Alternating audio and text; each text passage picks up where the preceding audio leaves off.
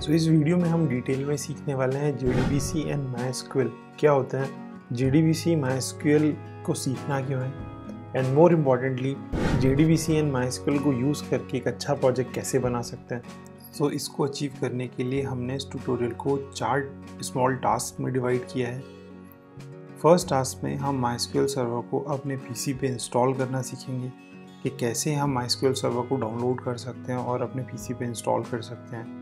Second task में हमने जो MySQL सर्वर इंस्टॉल किया है उसको टर्मिनल के थ्रू एक्सेस करेंगे और वहाँ पे कुछ डेटाबेस ऑपरेशंस परफॉर्म करेंगे और एक डेटाबेस बनाएंगे। थर्ड टास्क में हमने जो PC है हमारा उस पर Eclipse IDE को MySQL सर्वर को जो हमने इंस्टॉल किया है इसको कनेक्ट करना सीखेंगे।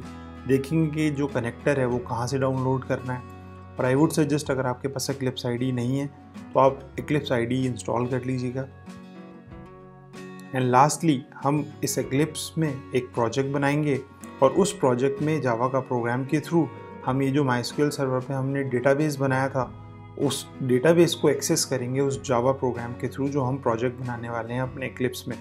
तो इवेंचुअली हमारे पास एक प्रोजेक्ट रहेगा जो हमारा MySQL सर्वर पे हमने डेटाबेस बनाया है उसको हम टर्मिनल के थ्रू ना एक्सेस करके अब हम एक जावा के प्रोग्राम के थ्रू ही एक्सेस कर पाएंगे। ये सारे स्टेप्स हम 1 by 1 कवर करने वाले हैं and I am sure after watching this video आप ये प्रोजेक्ट खुद से बना पाएंगे।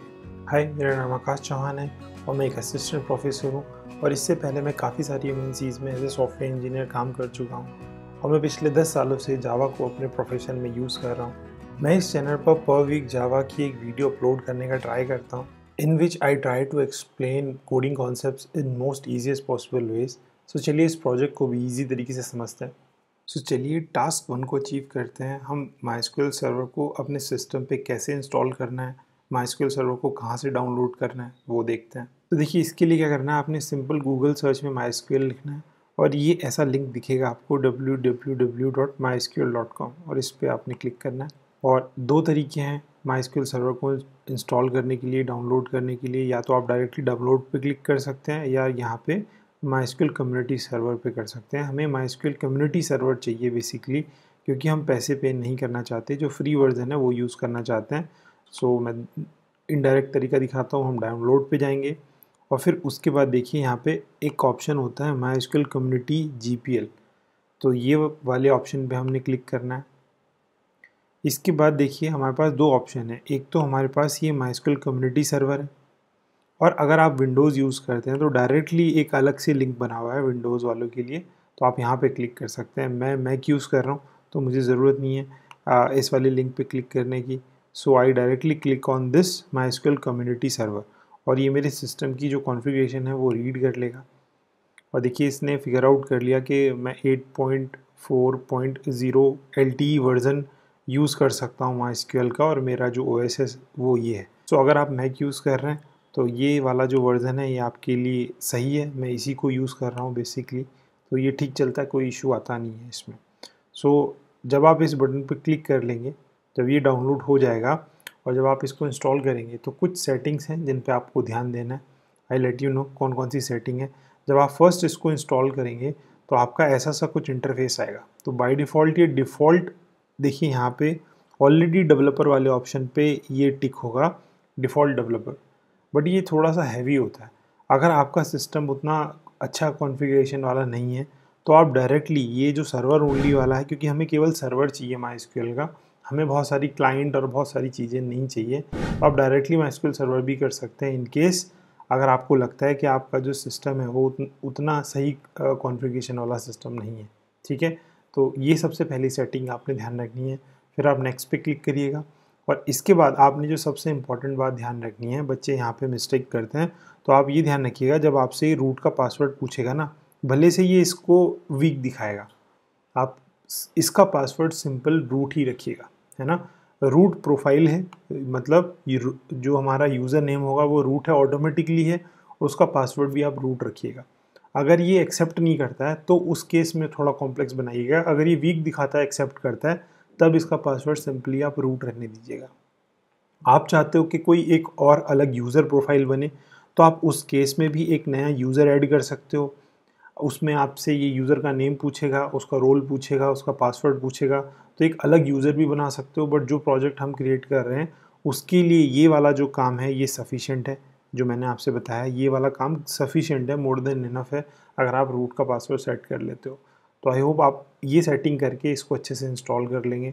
सो चलिए अब हमने जो MySQL सर्वर इंस्टॉल किया है उसको चेक करते हैं कि वो सही से इंस्टॉल हुआ है या नहीं। सो देखिए, अगर मुझे ये चेक करना है कि मेरा जो MySQL सर्वर है वो अच्छे से इंस्टॉल हुआ है या नहीं, तो उसके लिए क्या करते हैं, मैं अपने सिस्टम का जो टर्मिनल है वो यूज़ करता हूँ। अगर आप विंडोज़ यूज़ कर रहे हैं तो आपके केस में आपको ये जो प्रोसेस है फॉलो नहीं करना है। आपने सीधे सर्च बार में MySQL क्लाइंट ढूंढना है और उस क्लाइंट से आप डायरेक्टली जो टर्मिनल है वो MySQL सर्वर के अंदर आपको ले जाएगा। वो आपसे पासवर्ड पूछेगा जो आपने ड्यूरिंग इंस्टॉलेशन सेट किया था। तो मैक वाले यूज़र के लिए थोड़ा सा अलग है। मैं सिस्टम के टर्मिनल के थ्रू इसको एक्सेस करना चाहता हूँ, तो उसका क्या तरीका है, मैं यहाँ पे MySQL लिखूँगा और बताऊँगा कि मैं किस यूज़र, -u का मतलब किस यूज़र के थ्रू लॉगिन करना चाहता हूँ। तो मैं जो रूट है, जो मेन यूज़र है हमारे डेटाबेस का, जिसको एडमिन यूज़र बोलते हैं, उसके थ्रू मैं लॉगिन करना चाहता हूँ। फिर ये पूछता है कि -p मतलब उसका पासवर्ड ये है। तो मैं एंटर अगर करता हूँ तो मुझसे ये पासवर्ड पूछ रहा है। अगर मैं अभी इसका पासवर्ड दूंगा तो अभी एंटर नहीं करने देगा, मैं आपको बताऊंगा क्यों, बट स्टिल चलिए मैं जो पासवर्ड है उस टाइम पे जो मैंने सेट किया था ड्यूरिंग इंस्टॉलेशन, आपको अपने सिस्टम का पासवर्ड नहीं देना है, MySQL में जो रूट यूज़र था उसका पासवर्ड देना है। तो ये अभी नहीं जाने देगा अंदर। उसका पीछे का मैं रीज़न बताता हूँ, क्योंकि ये सॉकेट नहीं बना पा रहा है ना, ये MySQL सर्वर से कनेक्ट नहीं कर पा रहा है। उसकी वजह क्या है मैं बताता हूँ। तो अगर आप मैक यूज़ कर रहे हैं तो आपको ये वाला प्रोसेस फॉलो करना है। आपने जाना है सिस्टम प्रेफरेंसेस में। उसके बाद आपको यहाँ पे देखिए एक ऑप्शन मिलेगा, यहाँ पे देखिए MySQL सर्वर का। अगर आपका सर्वर अच्छे से इंस्टॉल हुआ है तो MySQL सर्वर का ऑप्शन आपको यहाँ पे मिलेगा। विंडोज़ वालों को क्या करना है, ये जो सेम प्रोसेस मैंने सिस्टम प्रेफरेंसेस में किया है, आप लोगों को टास्क मैनेजर में जाना है और उसमें एक सर्विसेज करके एक टैब होता है, उसमें जाना है और वहाँ पे आपको ऑप्शन मिलेगा MySQL सर्वर का। वहाँ से आप उस सर्वर को स्टार्ट एंड स्टॉप कर सकते हैं। मैं देखिए मेरे लिए भी ये स्टार्ट एंड स्टॉप का ऑप्शन आ रहा है। मैं जैसे ही क्लिक करूँगा ये मुझसे मेरे सिस्टम का पासवर्ड पूछेगा। तो लेट्स से मैं अपने सिस्टम का जो पासवर्ड है वो एंटर करता हूँ और मेरा जो सर्वर है वो जो मेरा जो सर्वर है वो स्टार्ट हो गया है। अब अगर मैं लॉगिन करूँगा क्लाइंट के थ्रू, क्योंकि मैं अपने सिस्टम के टर्मिनल को एज ए क्लाइंट ट्रीट करने की कोशिश कर रहा हूँ, तो मैं दोबारा से ये लाइन एग्जीक्यूट करता हूँ। ये पासवर्ड पूछता है रूट, और जो मेरा पासवर्ड है वो एंटर करता हूँ और देखिए मेरे पास ये MySQL सर्वर का जो टर्मिनल है वो ओपन हो गया है। एक्चुअली मैं अब MySQL सर्वर के अंदर आ गया हूँ। अब मैं कोई भी ऑपरेशन इस सर्वर पे जाके कोई भी ऑपरेशन परफॉर्म कर सकता हूँ। फॉर एग्जांपल अगर मैं यहाँ पे शो डेटा बेसिस करके एक कमांड होती है SQL की, अगर इसको चलाएंगे हम तो मेरे जो सर्वर है उस पर जितने भी हमारे डेटा बेसिस बने हुए हैं वो सारे आपको दिख जाएंगे। तो इसका मतलब आपका जो सर्वर है वो अच्छे से काम कर रहा है। ये फर्स्ट कमांड आप चला के देख लीजिएगा। सो चलिए अब हमने जो MySQL सर्वर इंस्टॉल किया है इसके ऊपर जाके एक डेटाबेस बनाते हैं और उसके ऊपर कुछ ऑपरेशंस परफॉर्म करते हैं।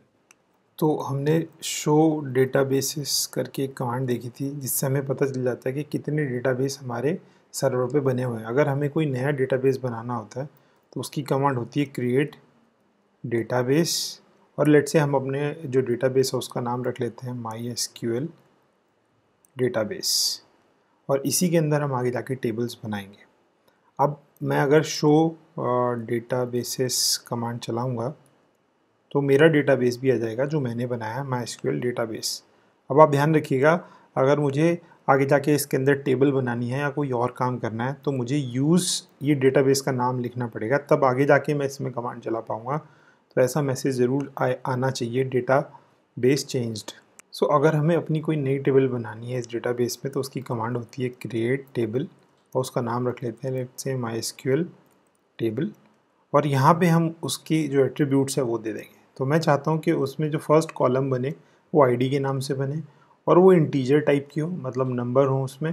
और लेट्स से मैं चाहता हूँ कि कभी भी ऐसा ना हो, इसको नॉट नल रख लेते हैं क्योंकि मैं चाहता हूँ कि ये प्राइमरी की भी बन जाए, तो प्राइमरी की भी बना देते हैं। तो SQL में ऐसे करके आप चूज़ कर सकते हो कि ये कॉलम की जो वैल्यू है ये देनी ही पड़ेगी और ये प्राइमरी की है, मतलब ये यूनिक होगी इस टेबल में। दूसरा जो एट्रीब्यूट है वो हम ये रख सकते हैं, दूसरा एट्रीब्यूट क्या रख सकते हैं हम रख सकते हैं लेट्स से टाइटल, और इसको किस टाइप का बना लेते हैं, वेर केयर। एक्चुअली जो हमारा एसक्यूएल होता है उसमें जो स्ट्रिंग होती है उसको वेर केयर बोलते हैं। और ये 255 का मतलब क्या होता है कि एक स्ट्रिंग में मैक्सिमम नंबर ऑफ कैरेक्टर कितने आ सकते हैं, 255। तो एक हम टाइटल ले लेते हैं, एक हम ऑथर ले लेते हैं, इसको भी हम वेर केयर ही बना लेते हैं और इसको भी 255 ही रख लेते हैं। और एक और बना लेते हैं, उसको डेट रख लेते हैं और उसको भी मैं वेर केयर 255 ही रख लेता हूँ। Okay, so we are done. So हमारा जो टेबल है वो बन के तैयार हो गया। हम ऐसे भी देख सकते हैं, यहाँ पे एक शो टेबल करके कमांड होती है, शो टेबल्स। तो एक टेबल हमारी बन के आ गई है। अगर मैं देखूँगा इस टेबल के अंदर कंटेंट क्या है, फ्रॉम माई एसक्यूएल टेबल, तो इसमें कुछ नहीं दिखाएगा क्योंकि मैंने इसमें कुछ ऐड नहीं किया। तो हम क्या कर सकते हैं, इसमें कुछ ऐड कर सकते हैं। अच्छा, अगर आपसे ये गलती से टेबल का नाम गलत चूज़ हो गया हो या डेटाबेस का नाम गलत चूज़ हो गया हो, अगर आपको उसको डिलीट करना है तो कैसे करेंगे, तो एक कमांड होती है ड्रॉप। अगर आपको टेबल डिलीट करनी है तो टेबल लिख दीजिएगा यहाँ पे, और आप चाहते हो कि ये पूरा डेटाबेस ही डिलीट करना है तो उस केस में आप यहाँ टेबल की जगह लिख दीजिएगा डेटाबेस, ड्रॉप डेटाबेस। और यहाँ पे हमारा जो डेटाबेस है वो किस नाम से है, MySQL डेटाबेस। और जितनी भी टेबल है वो भी डिलीट हो जाएंगी इसमें से अगर मैं इसको चलाऊँगा। तो मैं नहीं चला रहा हूँ क्योंकि ऐसी कोई ज़रूरत नहीं है। अब देखिए हमारे पास ये जो टेबल है ना, ये एम्प्टी टेबल है। अब इसमें डेटा इंसर्ट करते हैं, तो इसकी कमांड क्या होती है, इंसर्ट इनटू, हमारी जो टेबल है उसका नाम लिखते हैं MySQL टेबल, और यहाँ पे इसकी वैल्यूज़ बता देते हैं कि भाई वैल्यूज़ क्या क्या होंगी।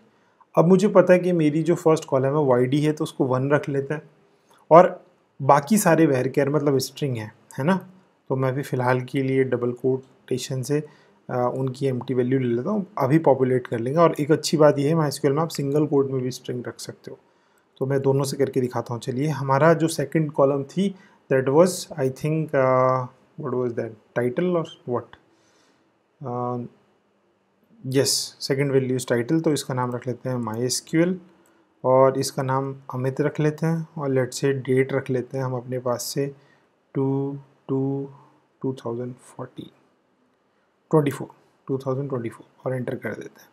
तो हमारा डेटा इंसर्ट हो गया। अब हमें पता क्या चलेगा कि इंसर्ट हुआ, वैसे तो ये मैसेज में दिखा भी रहा है, बट चलिए फिर भी ये जो कमांड में लिख रहा हूँ सेलेक्ट स्टार फ्रॉम टेबल का नाम, इससे पता चल जाता है कि एक टेबल के अंदर क्या कंटेंट हमारे है। तो मैं क्या करता हूँ, इसी लाइन को जो इंसर्ट वाली कमांड थी ना, इसको मल्टीपल टाइम रिपीट कर देते हैं। बस क्या करते हैं, यहाँ पे ये वैल्यू हमें चेंज करनी पड़ेगी। अगर ये नहीं करेंगे तो जैसे मैं इसको देखिए चलाता हूँ तो ये एरर दिखा देगा। क्यों? क्योंकि ये डुप्लीकेट एंट्री हो जाएगी, क्योंकि हमने जो आईडी है उसको प्राइमरी की बनाया हुआ है, तो ये काम नहीं करेगा। तो हमें हमेशा इस बात को ध्यान रखना है, अगर आपने किसी को प्राइमरी की बनाया तो उसकी वैल्यू आपको हर बार चेंज करनी पड़ेगी। क्यों? क्योंकि जो प्राइमरी की होगी वो यूनिकली आइडेंटिफाई करेगी उस पर्टिकुलर रो को। तो ऐसे करके अब हम फाइनल डेटा देख लेते हैं हमारी टेबल में। तो ये हमारा फाइनल डेटा आ रहा है। और भी काफ़ी सारे ऑपरेशन है अगर इस टेबल को हमें मैनिपुलेट करना है। लेट से हमें पर्टिकुलर ये जो फोर्थ रो है ना, इसको डिलीट करना है, तो इसकी भी एक कमांड होती है डिलीट फ्रॉम टेबल का नाम रख लेते हैं ये। और यहाँ पे अगर हम वेयर कंडीशन में ये दे दें कि when ID is equal to 4, तो हमारा ये जो रो है ना ये डिलीट हो जाएगी। मैं आपको दिखाता हूँ, देखिए ये रो ही डिलीट हो गई। एक और तरीका होता है, अगर मैं चाहता हूँ कि ये थर्ड रो में ना एक डेटा चेंज हो जाए, तो उसमें क्या करते हैं, उसकी कमांड होती है अपडेट, हमारी जो टेबल है उसका नाम रखते हैं, क्या नाम है इसका, ये, और यहाँ पे सेट रखते हैं और बोलते हैं कि जो ऑथर है ना उसको क्या रख लेते हैं, चेंज कर देते हैं, इसको अतुल कर देते हैं। चलिए, और हम ये भी बता देते हैं कि कहाँ करना है, सब जगह नहीं करना। When ID is equal to what 3। तो अगर मैं आपको ये चला के दिखाऊंगा तो देखिए हमारी जो ये नेम है ये चेंज हो गया। तो ऐसे करके हम अपने MySQL सर्वर में जो डेटाबेस है उसके अंदर टेबल बनाते हैं, उसको मैनिपुलेट करते हैं, या कोई भी इंफॉर्मेशन हम वहाँ पे बना सकते हैं। अभी हमने इस डेटाबेस को टर्मिनल के थ्रू एक्सेस करना सीखा है। आगे हम इसी को अपनी जो Eclipse ID है उसमें जावा प्रोजेक्ट बना के एक्सेस करना सीखेंगे। ओके, सो चलिए अब हम जो हमने MySQL सर्वर इंस्टॉल किया है इसको अपने सिस्टम में जो Eclipse है दोनों को कैसे कनेक्ट करना है, कौन सा कनेक्टर चाहिए, कहाँ से डाउनलोड करना है वो देखते हैं। सो चलिए अब देखते हैं जो MySQL कनेक्टर होता है उसको कहाँ से डाउनलोड करना है, क्योंकि हमें एक कनेक्टर चाहिए होगा हमारी Eclipse ID को हमारे MySQL सर्वर से कनेक्ट करने के लिए। तो आपने क्या करना है, गूगल सर्च में सिंपल MySQL कनेक्टर लिखना है। सबसे पहला जो लिंक है MySQL कनेक्टर का, उस पर जाना है और यहाँ पे देखिए आपको दिख रहा होगा ये JDBC driver for MySQL connector J बोलते हैं, इसका नाम फेमस है। आपने ये डाउनलोड करना है। क्यों? क्योंकि हम JDBC ड्राइवर यूज़ करके, JDBC stands for Java database connectivity, और सर्वर कौन सा है हमारा? MySQL।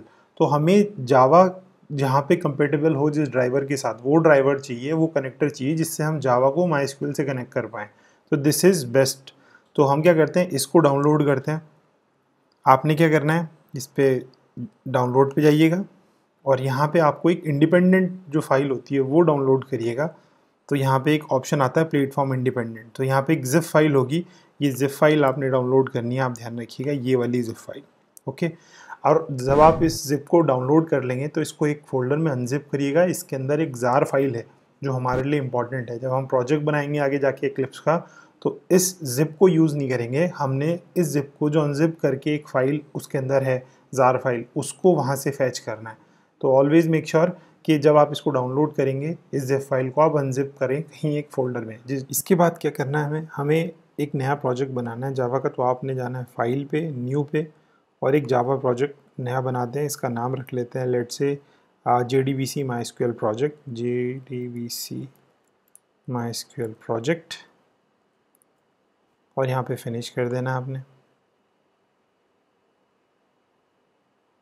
और यहाँ पे ये मॉड्यूल इन्फॉर्मेशन मैं नहीं चाहता तो डोंट क्रिएट। हमारा प्रोजेक्ट बन गया है।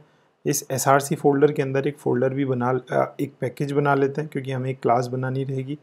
सो पैकेज बना लेते हैं और इसका नाम रख लेते हैं let's say last module. Finish कर दीजिए इसको। और फिर इस लास्ट मॉड्यूल में हम एक क्लास बना लेते हैं सिंपल जावा की, और उसका नाम रख लेते हैं JDBC MySQL, JDBC MySQL। और यहाँ पे पब्लिक मेथड भी बना लेते हैं और फिनिश कर देते हैं। अब देखिए इस क्लास के अंदर,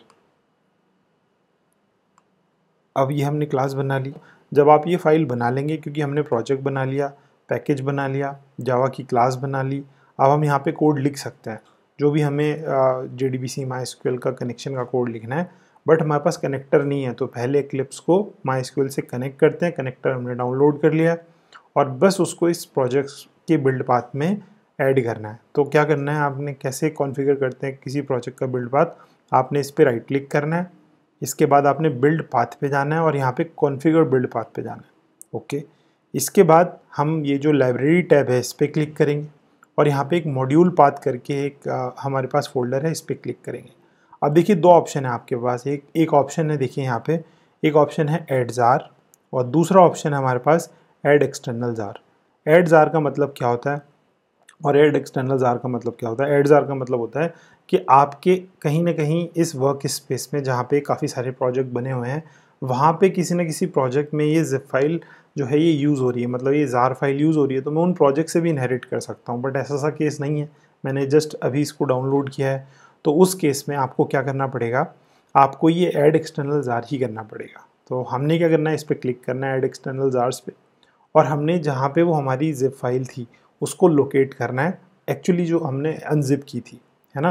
तो देखिए मैंने ऑलरेडी किसी प्रोजेक्ट में इसको यूज़ किया हुआ है, तो ये मुझे डायरेक्टली उस फोल्डर पे ले गया जो मैंने अनजिप करके यूज़ किया। और यहाँ पे एक जार फाइल है, बस इसको सेलेक्ट करना है और इसको ओपन करना है। तो यहाँ पे देखिए एक ही जार फाइल है, देखिए डॉट जार का मतलब होता है जावा आर्काइव फाइल। तो ये जावा में यूज़ होती है, तो आपने इसको ओपन कर लेना है यहाँ पे। अब आपके प्रोजेक्ट में ये मॉड्यूल पाथ में आ गई जार फाइल, इसको अप्लाई कर देते हैं और फिर इसको अप्लाई एंड क्लोज कर देते हैं।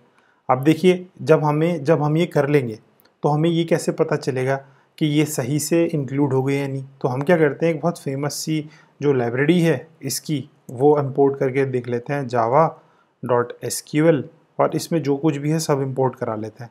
तो अगर आपकी इस स्टेटमेंट में तो वार्निंग आ रही है कि नीचे जाके मैंने कहीं इसको यूज़ नहीं किया, ये अनयूज़ दिखा रहा है, लेकिन इसमें एरर नहीं आ रही, तो इसका मतलब ये जो कनेक्टर है ये अच्छे से ऐड हो गया, ठीक है। तो इससे हम पता कर सकते हैं कि जो हमने कनेक्टर डाउनलोड किया वो सही से ऐड हो पा रहा है नहीं। अब अच्छी बात क्या है कि अब हम जो भी कोड लिखेंगे जावा में वो समहाउ कन्वर्ट हो सकता है एसक्यूएल में। क्यों? क्योंकि जो एक्लिप्स है वो जावा समझता है और जो हमारा MySQL है वो SQL समझता है। तो दोनों के बीच में एक इंटरफेस ज़रूरी है उस कन्वर्जन के लिए, कि हम जावा में जो कोड लिखने वाले हैं उसको समहाउ कन्वर्ट कर सकें एसक्यूएल में, और फिर एसक्यूएल सर्वर पे जाके उसको रन कर सकें, और वहाँ से जो रेस्पॉन्स आएगा बैक टू आवर टर्मिनल हम उसको दिखा सकें। ओके, सो ऐसे करके हम पता करते हैं कि हमारा जो कनेक्टर है वो सही से ऐड हुआ है या नहीं। सो चलिए अब फाइनली हम जावा का प्रोजेक्ट के थ्रू जो हमने माइस्क्यूएल सर्वर पे डेटाबेस बनाया है उसको एक्सेस करते हैं जावा के प्रोग्राम के थ्रू। अब देखो, अगर हमें जावा के प्रोग्राम के थ्रू माइस्क्यूएल सर्वर एक्सेस करना है तो सबसे पहले हमने टर्मिनल के थ्रू जब माइस्क्यूएल को एक्सेस किया था तभी भी हमें यूज़र नेम एंड पासवर्ड की ज़रूरत पड़ी थी। तो ऐसे ही जब हम एक्लिप्स से कनेक्ट करेंगे या जावा के प्रोजेक्ट के थ्रू माइस्क्यूएल कनेक्ट करेंगे, इस बार हम टर्मिनल के थ्रू नहीं कर रहे हैं, तो हमें यूज़र नेम एंड पासवर्ड की ज़रूरत रहेगी। तो हम ऐसे ही यहाँ पे यूज़र नेम देख लेते हैं कि हमने यूज़र नेम कौन सा यूज़ करना है। तो हमें एक्चुअली हमारा जो एडमिन है उसके थ्रू हमें अपना डेटाबेस एक्सेस करना है जिसको रूट बोलते हैं। ऐसे ही हम पासवर्ड लिख लेते हैं। ये आपके केस में डिफरेंट हो सकता है, तो आप ध्यान रखिएगा। मेरे केस में मैं अपने सिस्टम पे जब मैंने उसको इंस्टॉल किया था तो मैं वो लिख रहा हूँ, तो आपके केस में डिफरेंट होगा। अब मैंने ऐसे ही एक डेटाबेस भी बनाया था, डेटाबेस नेम रख लेते हैं, और मैंने उसका डेटाबेस का नाम रखा है MySQL डेटाबेस, है ना। तो ये 3 इन्फॉर्मेशन इसेंशियल है हमें आगे जाके लॉगिन एंड बाकी जो ऑपरेशंस हैं उसको परफॉर्म करने के लिए। बट उससे पहले हमें एक URL बनाना पड़ेगा जिसमें ये जो डेटाबेस का नेम है ये यूज़ होगा। तो स्ट्रिंग URL के नाम से हमने बना ली, और यहाँ पे फ़िलहाल के लिए इसको ऐसे रख लेते हैं। और इसमें सबसे पहले हम JDBC लिखेंगे। क्यों लिखा हमने, और फिर MySQL लिखेंगे। ऐसा क्यों लिखा वो भी मैं बताता हूँ। फ़िलहाल के लिए मैं थोड़ा सा स्टेटमेंट लिख लेता हूँ ये, और लोकल होस्ट 3306 अभी फ़िलहाल के लिए मैं लिख रहा हूँ, मैं बताता हूँ आपसे। देखिए इस URL में सबसे पहले हमने JDBC इसलिए लिखा क्योंकि मैं जो कनेक्टर यूज़ कर रहा हूँ वो JDBC MySQL कनेक्टर है। मैं एक एंड पे जावा यूज़ करना चाहता हूँ और दूसरे एंड पे MySQL यूज़ करना चाहता हूँ। तो मेरे पास कनेक्टर कौन सा है, JDBC। सर्वर कौन सा एक्सेस करना चाहते हैं, MySQL। फिर ये लोकल होस्ट का मतलब क्या होता है, लोकल होस्ट का मतलब ये होता है कि जो सर्वर आप एक्सेस कर रहे हो उसकी IP एड्रेस क्या है। तो अगर आप या तो IP एड्रेस यूज़ कर सकते हो, IP एड्रेस कौन सी होती है 127.0.1, चाहे आप ये यूज़ करिए .0.1, चाहे आप लोकल होस्ट यूज़ करिए, दोनों का एक ही मतलब है। तो हमें एक्चुअली किसी सर्वर को एक्सेस करने के लिए उसकी IP एड्रेस चाहिए होती है या उसका डोमेन नेम चाहिए होता है। तो लोकल होस्ट क्या है, उसका डोमेन नेम है जो हमारा सर्वर है। 3306 स्टैंडर्ड पोर्ट है जो MySQL रिजर्व करके रखता है। तो अगर आप इंस्टॉल करेंगे MySQL सर्वर तो ऑटोमेटिकली आपका 3306 एंगेज कर लेगा। आपके सिस्टम पे काफ़ी सारे पोर्ट होते हैं। अब ये भी काफ़ी नहीं है, क्यों, क्योंकि ये जो हमने डेटाबेस नेम बनाया ये भी हमें इसमें कहीं ना कहीं ऐड करना पड़ेगा। तो मैं इसको भी ऐड कर देता हूँ, क्योंकि मैं चाहता हूँ कि इस सर्वर पे जाके मुझे करना क्या है। तो आपको डेटाबेस का नेम बताना होता है कि भाई मुझे आगे जाके डेटाबेस ये एक्सेस करना है। अभी इसमें एक थोड़ा सा माइनर सा चेंज और करेंगे, अदरवाइज़ एरर आ जाएगी। यहाँ पे एक / और लगा लेते हैं, और ठीक है, अब हमारा प्रॉपर URL बन गया है। अब देखिए ये जो URL हमने बनाया ये कहाँ पे यूज़ होगा वो मैं बताता हूँ। देखो ये URL कहाँ पे यूज़ होता है, एक हमारी क्लास होती है ड्राइवर मैनेजर, और इसके पास एक मेथड होता है गेट कनेक्शन, और उसमें ये सारे जितने भी पैरामीटर हमने बनाए हैं, जैसे हमने ये क्या बनाया URL, तो यहाँ पे URL लिख दो, फिर उसके बाद यूज़र नेम लिख दो। ये सब यूज़ होने वाले हैं इसके अंदर। क्यों, क्योंकि ये आपका बेसिकली क्या करेगा, देखो आपको याद होगा तो हमने टर्मिनल पे जाके सबसे पहले लॉगिन किया था अपने सर्वर पे, है ना, रूट के थ्रू। तो ऐसे ही हम जावा के थ्रू भी सेम चीज़ करना चाहते हैं कि जावा MySQL को एक्सेस कर पाए। इस बार हम टर्मिनल के थ्रू ना करके जावा के थ्रू एक्सेस करें, बट ये एरर क्यों दे रहा है वो देखते हैं। मैं आपको बताता हूँ, ये जो गेट कनेक्शन है ना, मैं आपका इसका सोर्स कोड दिखाता हूँ क्विकली। ये देखिए कनेक्शन रिटर्न करता है। तो मैं क्या करता हूँ, कनेक्शन का ऑब्जेक्ट बना लेता हूँ ऊपर जाके, और उसमें इसको रिसीव करा लेंगे कनेक्शन, और इसका नाम रख लेते हैं कनेक्शन OBJ, और इसमें इसको स्टोर करा लेते हैं क्योंकि ये रिटर्न ही क्या कर रहा है, कनेक्शन। और क्यों कर रहा है, क्योंकि आगे जाके इसके पास एक मेथड होता है, मैं आपको दिखाता हूँ। कनेक्शन के पास क्रिएट स्टेटमेंट, और आप जो जावा में SQL क्वेरीज हैं उनको क्रिएट स्टेटमेंट बोला जाता है, नॉट क्रिएट स्टेटमेंट बोला जाता है। वो कैसे क्रिएट होंगी, जब आप इस क्रिएट स्टेटमेंट के थ्रू, देखिए मैं आपको दिखाता हूँ ये क्या रिटर्न करता है। ये रिटर्न करता है आपका स्टेटमेंट। तो हम क्या करते हैं, स्टेटमेंट का ऑब्जेक्ट बना लेते हैं। ओके, जैसे हमने कनेक्शन का बनाया ऐसे ही हम स्टेटमेंट का बना देते हैं stmobj, और इसका ऑब्जेक्ट क्योंकि ये रिटर्न कर रहा है तो यहीं पे स्टोर करा लेते हैं इसको। अब ये देखिए ये सारी एरर चली जाएंगी। फिलहाल के लिए हम उस पॉइंट पे पहुंचते हैं कि हमने ये स्टेटमेंट जो ऑब्जेक्ट है इसका क्या रोल है।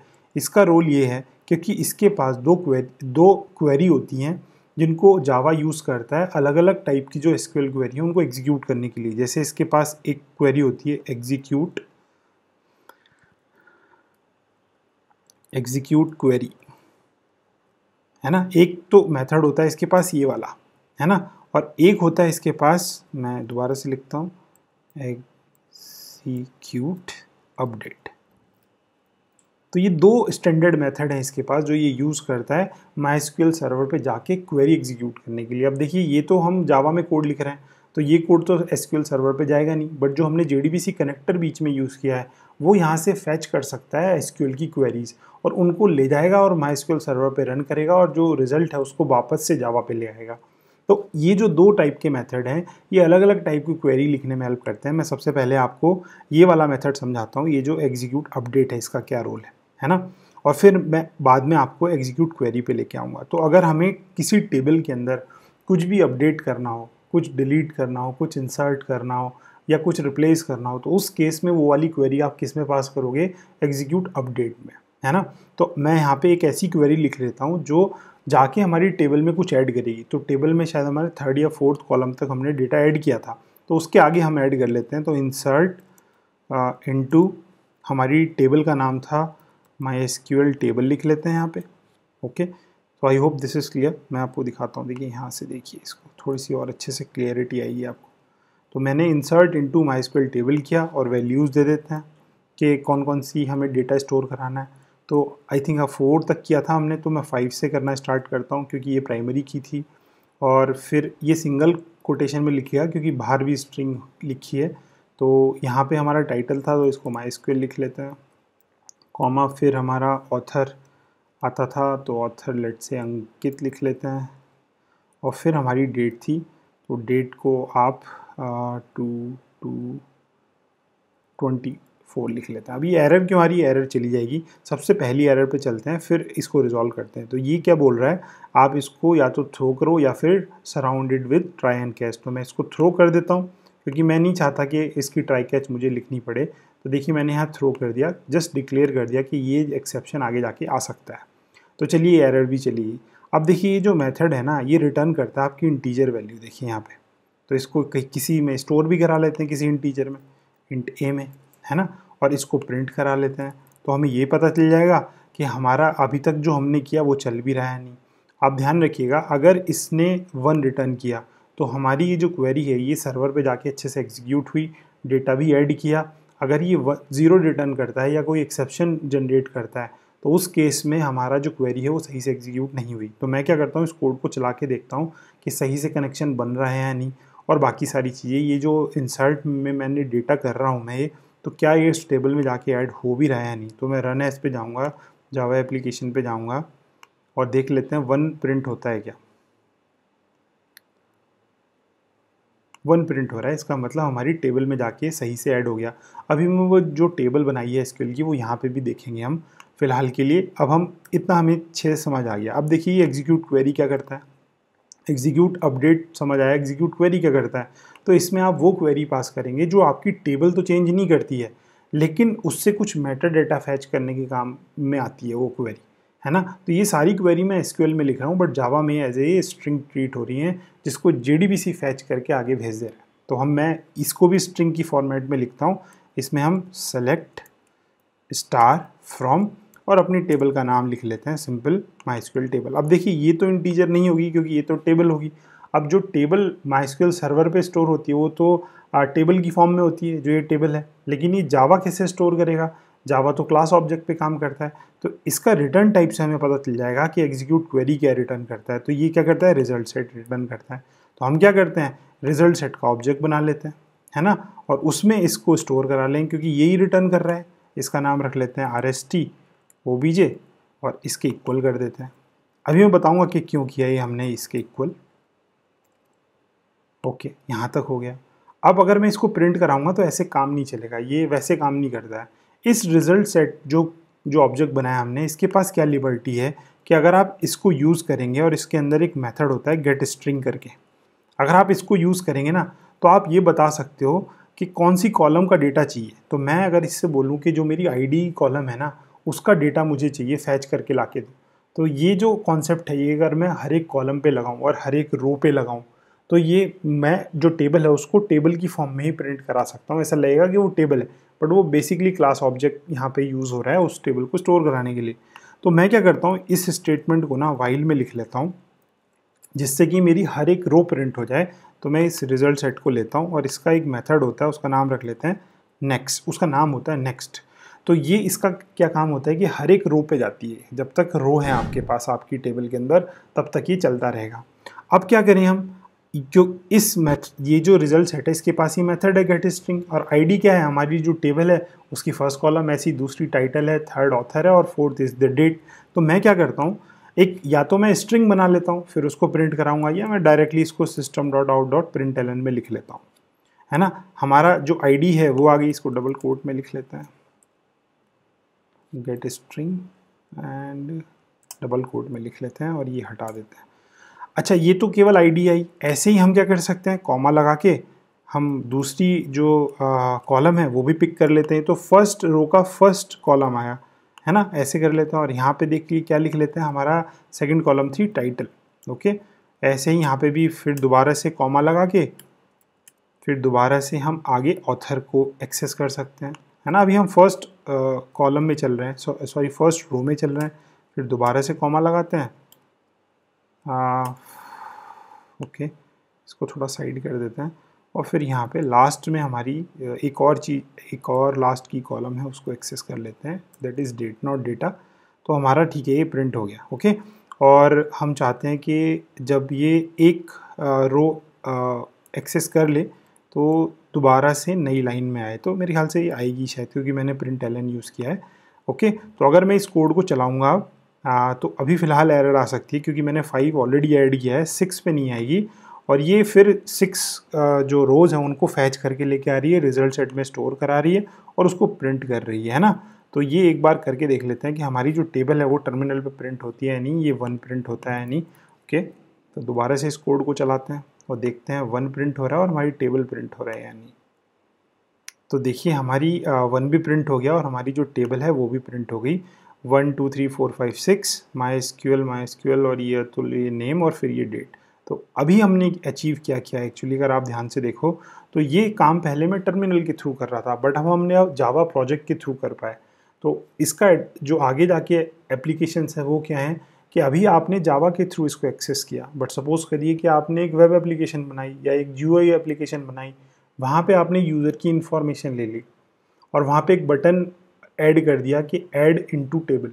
जैसे ही वो यूज़र उस बटन पे क्लिक करेगा वो इस जावा के प्रोग्राम को इन्वोक करवा लो फ्रंट एंड से, फिर ये जावा का प्रोग्राम MySQL से कनेक्टेड है। तो आप एक प्रॉपर जो आपका फुल स्टैक डेवलपमेंट है, फ्रंट एंड, मिडिलवेयर और फिर बैक एंड, ये पूरा आप बना सकते हो with the help of this project. तो आप इसमें फ्रंट एंड ऐड कर सकते हो खुद से, है ना। आप इसमें AWT स्विंग का GUI ऐड कर सकते हो उस बटन से। आप इसे, मैंने तो इसको मेन मेथड में स्टोर कराया है सारे कोड को, आप किसी एक मेथड में स्टोर करा लेना। जैसे ही उस बटन पे क्लिक करें आप इसको इन्वोक कर देना, इस वाले मेथड को जिसमें कोड लिखेंगे। तो आप ऐसे करके काफ़ी सारे प्रोजेक्ट्स इससे बना सकते हैं जो थोड़े से और जो GUI या जो वेब एप्लीकेशन का इंटरफेस होते हैं वो फ्रंट एंड आपका यूज़ करके आप ऐसे प्रोजेक्ट भी बना सकते हो। तो हमने अचीव ये किया है कि हम जो काम पहले टर्मिनल से कर पा रहे थे अब हम वो जावा से कर पा रहे हैं। इसमें एक इम्पॉर्टेंट बात है ध्यान रखने वाली, वो ये है कि ये जो लैंग्वेज हमने लिखी है यहाँ पे, ये जावा के लिए एज ए स्ट्रिंग है। जावा इसको एग्जीक्यूट नहीं कर सकता, ये जो स्टेटमेंट लिखी है ये SQL में लिखी है, तो इसको ये स्टेटमेंट जावा एग्जीक्यूट नहीं कर पाएगा। या जावा का जो एग्जीक्यूशन एनवायरनमेंट है, जो JDBC कनेक्टर है, वो इसको फैच कर रहा है, फिर इसको फैच करके MySQL सर्वर को दे रहा है और उसका रिजल्ट ला के क्लास ऑब्जेक्ट में स्टोर कर रहा है। बट ये जो स्टेटमेंट है ये जावा के एग्जीक्यूशन एनवायरनमेंट में एग्जीक्यूट नहीं हो रही है, ये आपका जो सर्वर हमने बनाया उसी में ही जाके एग्जीक्यूट होके जो रिजल्ट है वो आ रहा है। तो ये अंडरस्टैंडिंग, ये जो एग्जीक्यूशन फ्लो है प्रोजेक्ट का, वो आपको समझ आना ज़रूरी है। आई होप आपको ये JDBC MySQL बेस्ड प्रोजेक्ट अच्छे से समझ आया होगा। एंड आई एम श्योर अब आप ये प्रोजेक्ट खुद से बना पाएंगे। That is all for this tutorial. And इस टॉपिक से रिलेटेड काफ़ी और वीडियोस भी आप इस प्लेलिस्ट के थ्रू एक्सेस कर पाएंगे। मैं link description and comment box में ऐड कर दूंगा। Keep learning and have a good day.